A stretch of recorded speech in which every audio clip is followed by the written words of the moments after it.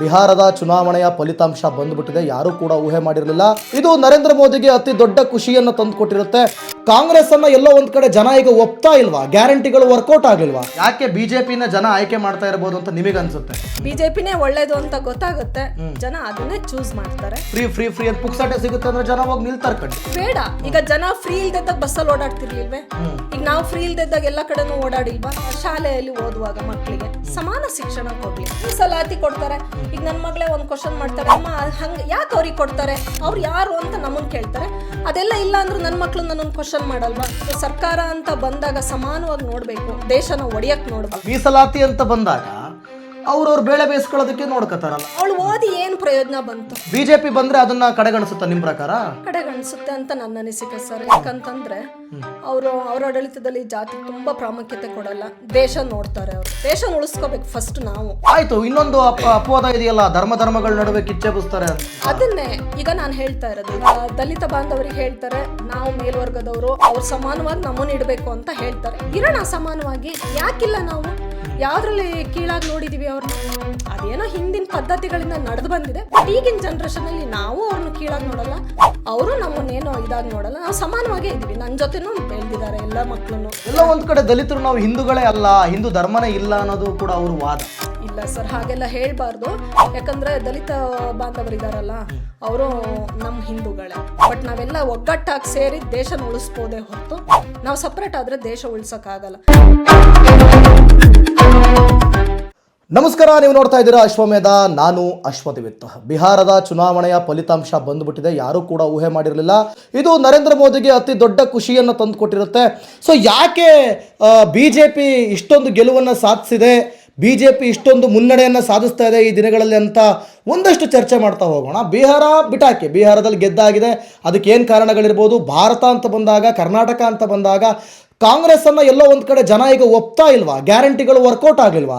ಇದ್ರ ಬಗ್ಗೆ ಮಾತನಾಡೋದಕ್ಕೆ ನಮ್ಮ ಜೊತೆ ಒಬ್ರು ಗೆಸ್ಟ್ ಇದ್ದಾರೆ, ಭವ್ಯ ಅಂತ ಹೇಳಿ. ನಾನು ಅವ್ರನ್ನ ಮಾತನಾಡ್ತಾ ಹೋಗ್ತೀನಿ. ಮೇಡಮ್ ನಮಸ್ತೆ. ನಮಸ್ತೆ ಅಶ್ವದಿವಿತ್ ಅವರೇ. ಈಗ ಬಿಹಾರದಲ್ಲಿ ಬಿಜೆಪಿ ವಾಡದು ಚಚ್ಚಿ ಕೆಚ್ಚಿ ಆಗಿದೆ ಅಲ್ವಾ? ಸೊ ಏನ್ ಕಾರಣಗಳಿರ್ಬೋದು? ಯಾಕೆ ಬಿಜೆಪಿನ ಜನ ಆಯ್ಕೆ ಮಾಡ್ತಾ ಇರ್ಬೋದು ಅಂತ ನಿಮಗೆ ಅನ್ಸುತ್ತೆ? ಅವ್ರು ಒಳ್ಳೆ ಕೆಲಸಗಳನ್ನ ಮಾಡ್ತಾ ಇದ್ದಾರೆ, ಸೊ ಬಿಜೆಪಿನ ಆಯ್ಕೆ ಮಾಡ್ತಾ ಇದ್ದಾರೆ. ಹಾಗಾಗಿ ಈಗ ಈಗ ಬಿಹಾರ ಅಂತಾನೆ ಅಲ್ಲ, ಬಿಹಾರದಲ್ಲಿ ಆಲ್ಮೋಸ್ಟ್ ಈಗ ಬಿಜೆಪಿ ಸರ್ಕಾರ ಒಳ್ಳೇದು ಅನ್ಸಿದೆ, ಜನ ಚೂಸ್ ಮಾಡಿದ್ದಾರೆ. ನಮ್ಮ ದೇಶದಲ್ಲೂ ಅಷ್ಟೇ, ಮುಂದೆ ಬಿಜೆಪಿನೇ ಒಳ್ಳೇದು ಅಂತ ಗೊತ್ತಾಗುತ್ತೆ, ಜನ ಅದನ್ನೇ ಚೂಸ್ ಮಾಡ್ತಾರೆ.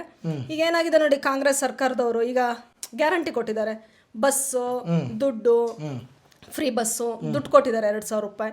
ಏನ್ ಬಂತು ಸರ್ ಲಾಭ? ಬರೀ ಫ್ರೀಯಾಗಿ ಓಡಾಡ್ತಿದೀವಿ ಅಷ್ಟೇ.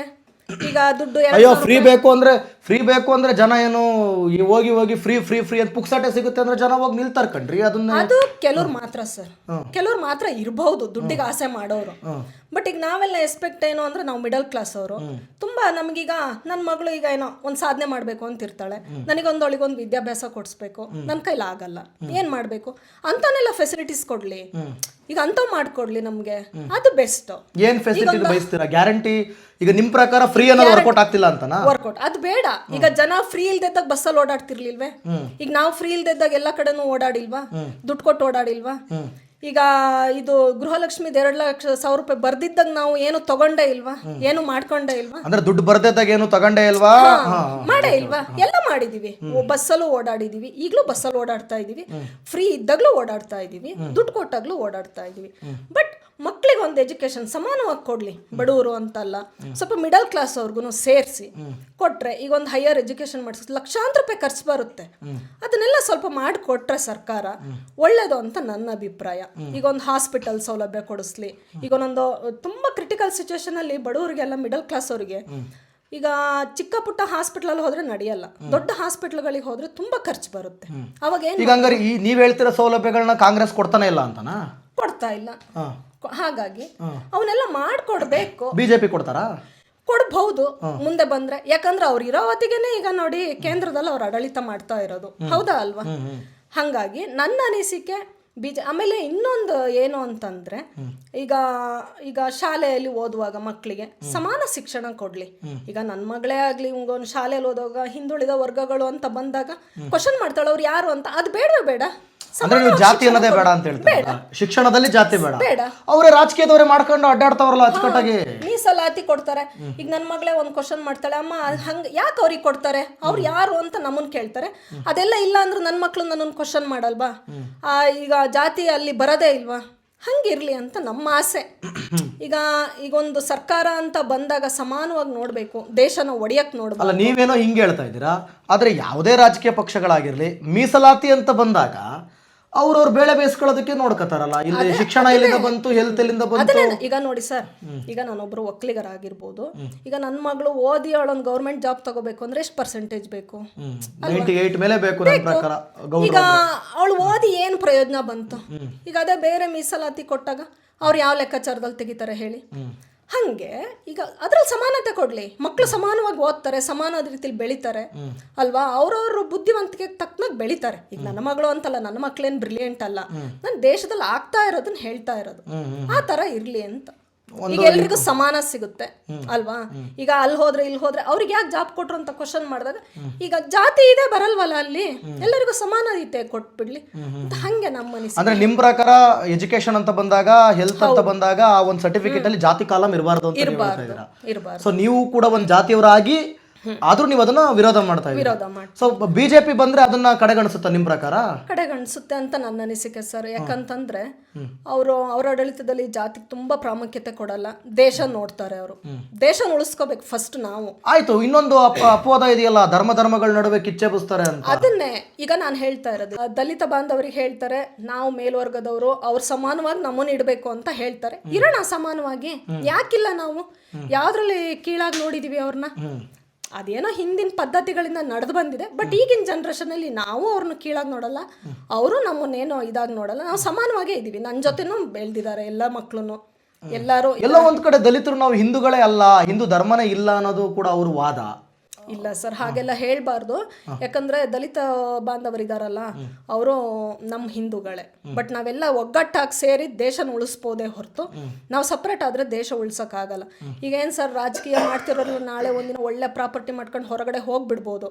ಬಟ್ ಇಲ್ಲಿ ದೇಶದಲ್ಲಿ ಉಳಿಯೋರು ನಾವು ಆಗ್ತೀವಿ, ಈ ಮಿಡಲ್ ಕ್ಲಾಸು ಬಡವರು ಇಂಥವ್ರು ಆಗ್ತೀವಿ. ಅವಾಗ ಏನ್ ಮಾಡ್ಬೇಕು? ಫಸ್ಟ್ ನಮ್ಮ ದೇಶ ರಕ್ಷಣೆ ಮಾಡಿಸ್ಕೊಳಕ್ಕೋಸ್ಕರ ಹೋರಾಡ್ಬೇಕು. ಇದು ನನ್ನ ಆಸೆ. ಬೇರೆಯವ್ರ ಒಪಿನಿಯನ್ ಎಲ್ಲ ಹೆಂಗಿದೆಯೋ ನನಗೆ ಗೊತ್ತಿಲ್ಲ.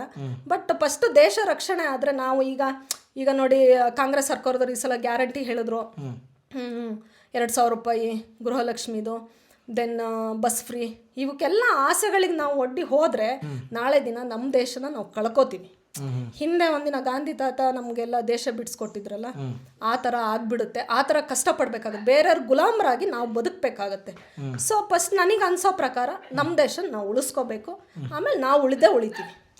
ದೇಶ ಉಳಿಸ್ಕೋಬೇಕು. ದೇಶ ಉಳಿಬೇಕು ಅಂದ್ರೆ ಈ ಜಾತಿ ಗೀತಿ ಕಿತ್ತಾಟಗಳು ಇವ್ಯಾವು ಇರಬಾರ್ದು. ಈಗ ದಲಿತರನ್ನ ನಮ್ಮಿಂದ ಸಪ್ರೇಟ್ ಮಾಡ್ಕೋಬಾರ್ದು. ದಲಿತ ಬಾಂಧವರು ಯಾಕೆ? ಅವ್ರು ನಮ್ಮ ಹಿಂದೂಗಳೇ ಅಲ್ವಾ, ಅವ್ರು ನಮ್ಮ ಹಿಂದೂಗಳೇ. ನಮ್ಮನ್ನ ಅವ್ರನ್ನ ಬಟ್ ಅವ್ರ ವಾದ ಏನು ಅಂದ್ರೆ, ಇನ್ನೂ ಕೂಡ ಕೆಲವು ಕಡೆ ಶೋಷಣೆಗಳು ನಡೀತಾ ಇದೆ ಅಂತ. ಒಂದ್ ದೇವಸ್ಥಾನಕ್ಕೆ ಬಿಡಲ್ಲ, ಒಂದ್ ಅಲ್ಲಿಗೆ ಬಿಡಲ್ಲ, ಒಂದ್ ಇಲ್ಲಿಗೆ ಬಿಡಲ್ಲ, ಮನೆ ಒಳಗೆ ಸೇರ್ಸಲ್ಲ. ಕೆಲವೊಂದೊಂದು ಹಿಂದೆಯಿಂದ ಬಂದ ಸಂಪ್ರದಾಯಗಳು ಇರ್ತವೆ ಅಲ್ವಾ. ಕೆಲವೊಂದು ನಾವು ಏನು ಮಾಡಕ್ಕಾಗಲ್ಲ, ಈ ಜನರೇಷನ್ ಮುಗಿಸ್ಬಿಡ್ಬೇಕು. ಏನು ಮಾಡಂಗಿಲ್ಲ, ನಾವೆಲ್ಲ ಒಗ್ಗಟ್ಟಾಗಿದ್ರೇನೆ ದೇಶ ಉಳಿಯಕ್ ಸಾಧ್ಯ ಅಂತ ನನ್ನ ತಲೆ ಒಳಗೆ ಒಂದಿದೆ. ಸೊ ಇವೆಲ್ಲ ಕಾರಣಗಳು ಬಿಹಾರದಲ್ಲಿ ಸ್ವಲ್ಪ ಕಾಂಗ್ರೆಸ್ ಕೈ ಕೊಟ್ಟಿರ್ಬೋದು ಅಂತ ನಿಮ್ಗೆ ಇರ್ಬೋದು ಸರ್. ಈಗ ಎಲ್ಲಾ ಕಡೆನೂ ಅಷ್ಟೇ. ಈಗ ನಮ್ಮ ಜನಗಳಿಗೂ ಆಲ್ಮೋಸ್ಟ್ ಎಲ್ಲರೂ ಮಾತಾಡ್ತಾನೆ ಇರ್ತಾರೆ, ಗ್ಯಾರಂಟಿ ಕೊಟ್ರು, ಅಯ್ಯೋ ನಮ್ದು ಹಿಂಗಾಯ್ತು ಹಂಗಾಯ್ತು. ಈಗ ಮೊನ್ನೆ ಒಂದು ಕೇಸ್ ಆಯ್ತು ಇದೇ ಊರಲ್ಲಿ, ಬಹುಶಃ ನಿಮ್ಗೂ ಅದು ಅನುಭವಕ್ಕೆ ಬಂದಿರ್ಬೋದು. 200 ಯೂನಿಟ್ ಫ್ರೀ ಅಂತ ಹೇಳಿದ್ರು. ಹೌದು, 200 ಯೂನಿಟ್ ಫ್ರೀ ಅಂತ ಹೇಳಿದ್ರು. ಆ 200 ಯೂನಿಟ್ ಅಂದ್ರೆ ಕೆಲವರು 10 ಯೂನಿಟ್, 20 ಯೂನಿಟ್, 29 ಯೂನಿಟ್ ಮಾಡಿದವರಿಗೆಲ್ಲ ಬಿಲ್ ಬರ್ತಾ ಇದೆ. ಹೌದು. ಈಗ ನಿಮಗೆ ಅದು ಅನುಭವಕ್ಕೆ ಬಂದಿರ್ಬೋದು ಅಂತ ಅನ್ಸುತ್ತೆ. ಏನ್ ಹೇಳ್ತೀರಾ ನೀವು ಅದ್ರ ಬಗ್ಗೆ? ಅದೇ ಸರ್, ಅದೇ ಹೇಳ್ತಾ ಇಲ್ವಾ. ಈಗ ಗೃಹಲಕ್ಷ್ಮಿದು ಅಷ್ಟೇ, ದುಡ್ಡು ಹಾಕ್ತಿವಿ ಅಂದ್ರು 1 ತಿಂಗಳು ಹಾಕ್ತಾರೆ, 2 ತಿಂಗಳು ಹಾಕಲ್ಲ. ನಾನು ತಗೋತಾ ಇದ್ದೀನಿ. ಕಾಂಗ್ರೆಸ್ ಸರ್ಕಾರದ ಬಗ್ಗೆ ನನಗೆ ಈಗಲೂ, ನಾನು ಯಾವ ಸರ್ಕಾರನೂ ಬೈಯಲ್ಲ. ನಮ್ಮ ದೇಶನ ಉಳಿಸೋ ಅಂತ ಸರ್ಕಾರ ಬರ್ಬೇಕು ಅಷ್ಟೇ. ನಮ್ಮ ದೇಶ ಉಳಿಬೇಕು. ಅದು ಅಂತ ಬಂದಾಗ ಸ್ವಲ್ಪ ಬಡವರು, ಆಮೇಲೆ ಮಿಡಲ್ ಕ್ಲಾಸ್ ಫ್ಯಾಮಿಲಿ ಅವ್ರಿಗೆ ಏನಿದ್ದಾರೆ ಅವ್ರಿಗೆ ಸ್ವಲ್ಪ ಸಹಾಯ ಮಾಡ್ಬೇಕು. ಯಾಕಂದ್ರೆ ಎಲ್ಲ ಅನುಕೂಲಸ್ತ್ರ ಎಲ್ಲದನ್ನೂ ಇದು ಮಾಡೋ ಅಂಥವ್ರು ಇರಲ್ಲ. ಎಜುಕೇಶನ್ಗೆ, ಹಾಸ್ಪಿಟಲ್ಗೆ, ಇಂಥವಕ್ಕೆ ಮೇಯ್ನ್ ಆಗಿ ರೈತರುಗಳಿಗೆ ಮೇಯ್ನು. ಈಗ ನೋಡಿ ಸರ್, ಕಾಫಿ ರೇಟ್ ಹೇಳ್ತಾರೆ 30,000 ರೂಪಾಯಿ ಆಗಿದೆ. ಅವ್ರಿಗೆ ಏನು ಪ್ಲಾಂಟ್ರು ಅಂತಾರೆ. ಈಗ ನಂದೊಂದು ಪ್ರಶ್ನೆ, ರೈತರು ಈಗ ಮೊನ್ನೆ ಬೆಳಗಾವಿಯಲ್ಲಿ ರೈತರು ಅಷ್ಟೊಂದೆಲ್ಲ ಗಲಾಟೆ ಮಾಡಿದ್ರು, ಬೀದಿಲಿ ಬಿದ್ರು, ಮಲಗಿದ್ರು, ಪಾಪ ಹೆಲ್ತ್ ಹಾಳು ಮಾಡ್ಕೊಂಡ್ರು, ಆರೋಗ್ಯ ಹಾಳು ಮಾಡ್ಕೊಂಡ್ರು. ₹3,000 ಇದ್ದಿದ್ದು ಕಬ್ಬಿನ ರೇಟ್ನ 3,500 ಮಾಡಿ ಅಂತ ದೊಡ್ಡ ಮಟ್ಟದ ಹೋರಾಟ ಮಾಡಿದ್ರು. ಇವ್ರೇನು ಮಾಡಿದ್ರು, ₹3,200 ಮಾಡಿದ್ರು. ₹200 ₹300 ಜಾಸ್ತಿಗೋಸ್ಕರ ಹೋರಾಟ ನಿಲ್ಲಿಸಿದ್ರು. ಈಗ ಹಂಗೆ ಸರ್ ಆಗೋದು ನೋಡಿ. ಈಗ ಕಾಫಿ ರೇಟ್, ಈಗ ನಾನು ಒಬ್ಳು ಸಣ್ಣ ಪುಟ್ಟ ತೋಟದ ಇದಾಗಿ ಹೇಳ್ತಾ ಇದ್ದೀನಿ, ₹30,000 ರೇಟ್ ಆಗಿದೆ ಅಂತ ಜನ ಹೇಳ್ತಾರೆ. ಬಟ್ ಈಗ ನಮಗೆ ಇದು ಕಾರ್ಮಿಕರು ಏನು ಹೇಳ್ತಾರೆ ಗೊತ್ತಾ, ರೇಟ್ ಆಗಿದೆ ಸಂಬಳ ಕೊಡಿ ಅಂತ ಕೇಳ್ತಾರೆ. ಆಮೇಲೆ ಗೊಬ್ಬರದ ರೇಟ್ ಜಾಸ್ತಿ ಮಾಡಿದ್ದಾರೆ, ಸ್ಪ್ರೇ ರೇಟ್ ಜಾಸ್ತಿ ಆಗಿದೆ, ಕೆಲಸ ಎಲ್ಲ ಹೋಲ್ಸ್ಕೊಂಡ್ರೆ ನಮಗೇನು ಉಳಿಯಲ್ಲ. ಈಗ ರೇಟ್ ಅವ್ರು ಹೇಳ್ತಾರೆ ಕಾಫಿ ರೇಟ್ ಜಾಸ್ತಿ ಆಗಿದೆ ಮೇನ್ ಬರುತ್ತೆ, ಬಟ್ ಅದಕ್ಕೆ ಹಾಕೋ ಗೊಬ್ಬರ, ಸ್ಪ್ರೇ ರೇಟು ಇದೆಲ್ಲ ಜನಗೆ, ಆಮೇಲೆ ಕಾರ್ಮಿಕರು ಕೊಡೋ ರೇಟು ಎಲ್ಲ ಜಾಸ್ತಿ ಆಗಿದೆ ಅಂತೇಳಿ ಯಾರು ಕೇಳಲ್ಲ ಅದನ್ನ. ಹಂಗೆ ಸರ್ ಅದು ಆ ಥರ ಆಗ್ಬಿಟ್ಟಿದೆ. ಈಗ ಹಾಗಾಗಿ ನಾನು ಮಿಡಲ್ ಕ್ಲಾಸಿಗೆ ಸ್ವಲ್ಪ ಬಡವರಿಗೆ ನಮ್ಮಂಥವ್ರಿಗೆಲ್ಲ ಹೆಲ್ಪ್ ಆಗಬೇಕು ಅಂದರೆ ಸ್ವಲ್ಪ ಎಲ್ಲ ಬದಲಾವಣೆ ಆಗಬೇಕು. ಸ್ವಲ್ಪ ಈ ಜಾತಿ ಧರ್ಮಗಳ ಮಧ್ಯೆ ಹೋರಾಟ ಇವೆಲ್ಲ ಬರ್ತಾ ಇದೆಯಲ್ಲ ಸ್ವಲ್ಪ ಕಮ್ಮಿ ಆಗಬೇಕು. ಓಕೆ, ಈಗ ಮುಂದೆ 2028 ಚುನಾವಣೆಗೆ ನೀವು ಕಾಂಗ್ರೆಸ್ ಮತ್ತೆ ಅಧಿಕಾರ ಹಿಡಿಯುತ್ತೆ ಅಂತ ಹೇಳ್ತೀರಾ ಅಥವಾ ಬದಲಾಗೋದಾ? ಇಲ್ಲ ಸರ್, ಬದಲಾಗುತ್ತೆ, ಡೌಟ್ ಇದೆ. ಜನ ಮನ್ಸು ಮಾಡ್ಬೇಕಷ್ಟೇ, ತಿಳುವಳಿಕೆ ಬರಬೇಕು. ನಾನು ನೋಡಿ ಸರ್, ಈಗ ₹2,000 ಸಿಗ್ತಾ ಇದೆ, ಅಕ್ಕಿ ಸಿಗ್ತಾ ಇದೆ, ಬಸ್ ಸಿಗ್ತಾ ಇದೆ, ಇಷ್ಟನ್ನ ನಾನು ಯೋಚನೆ ಮಾಡಿದ್ರೆ ಬರ್ಬೋದು, ಹೇಳಕ್ ಬರಲ್ಲ. ಬಟ್ ಯಾಕಂದ್ರೆ ಇದನ್ನ ಪಕ್ಷಗಳನ್ನ ಬದಲಾವಣೆ ಮಾಡಿ ನೋಡ್ಬೇಕು. ಈಗ ನಾನು ಇದೇ ಸರ್ಕಾರ ಓಕೆ, BJPನೇ ಓಕೆ ಅಂತ ನಾನು ಹೇಳಲ್ಲ. ಪಕ್ಷಗಳನ್ನ ಬದಲಾವಣೆ ಮಾಡಿ ನೋಡಿ, ಯಾಕೆ ಇದು ಪ್ರಜಾಪ್ರಭುತ್ವ ಸರ್ಕಾರ ಅಲ್ವಾ, ನಾವೇ ಜನಗಳನ್ನ ಆಯ್ಕೆ ಮಾಡೋದು, ಒಳ್ಳೆಯವ್ರನ್ನ ಆಯ್ಕೆ ಮಾಡಿ ದೇಶನ ಉಳಿಸ್ಕೋಬೇಕು ಫಸ್ಟ್. ಅಷ್ಟೇ ಸರ್ ನಾನು ಹೇಳೋದು.